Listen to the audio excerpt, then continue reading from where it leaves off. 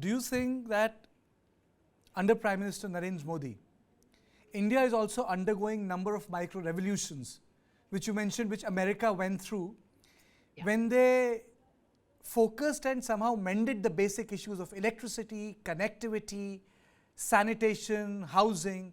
Do you think that India is undergoing the same micro revolution? Number of small micro revolutions? 100%. There is no two ways about it, Karthikeya.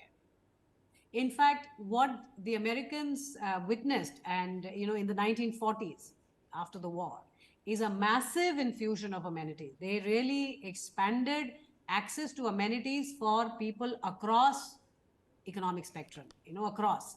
What it does is, it paves the way for long-term economic growth. It raises productivity. And you saw that after these investments in amenities, the US economy enjoyed decades of long-term economic growth and prosperity. So what is happening in India is exactly that situation, that we do realize that when you make amenities available universally, and by the way, you heard this in another language when the Prime Minister says saturation, and when he says that all basic amenities to every citizen everywhere, that is what is being attempted here. And of course, in the report, I very clearly highlight that on some amenities, we are doing very well in terms of reaching that saturation.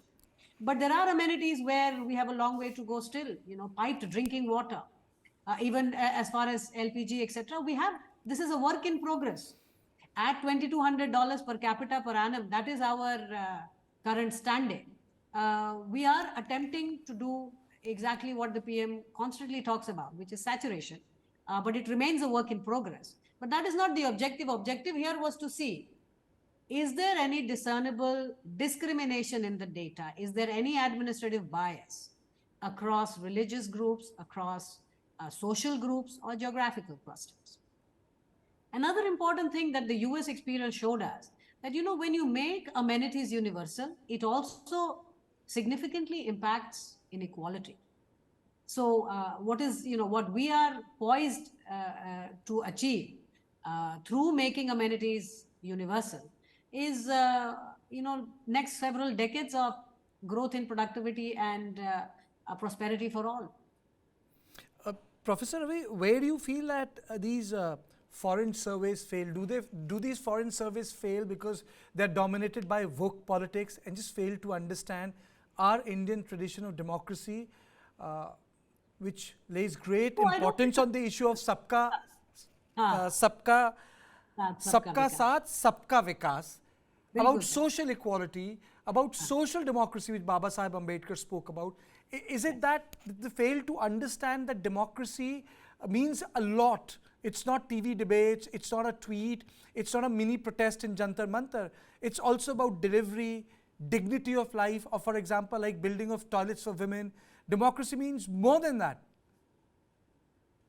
I think I will tell you the biggest problem, the way I see some of these studies, in fact, almost all these studies which have ranked, the methodology is that there is a uniform perception-based survey of a very small group of people. So you are not even attempting representation or any form of representative data. But it's all perception-based, and naturally what will happen is, when you have governments which are, brought in largely on the vote of the poorest segments, the elite do see, they do sense, and they do go through slippage or losing the privilege and the patronage that they had in past regimes.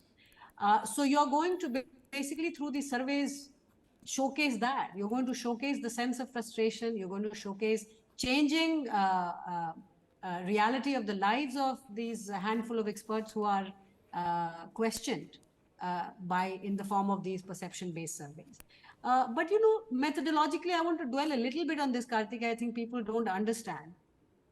How can you have the same methodology and with a very small sample trying to pick up what is the status of Indian democracy, where you have 900 million electors, where you have more than 100 spoken language? The Kingdom of Norway, 4 million people, 4 million electors.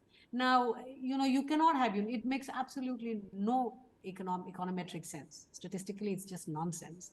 But, they continue to do those rankings and ratings. And this paper, I think, is an important attempt. Here, I'm trying to provide an alternate methodology. That, guys, instead of talking amongst yourself and crying about the loss of privilege, why don't you look at the data? Look at the objective data. And I'm not saying government data. Again, I want to reiterate, this is not administrative data. This is self-reported household level data. And that tells you, when it is 12 lakh households over 5 to 6 years timeline, you get a much, much clearer picture on what is happening. There is absolutely no discrimination by the administration in the day-to-day functioning, which is why I conclude that, this is not only a better way, but it gives us tremendous reassurance of something we have often felt, that there is the politics and the rhetoric, administration and governance on a day-to-day basis. The roots of democracy in India are very, very deep, and it's very healthy, as you can see in the day-to-day functioning and administration.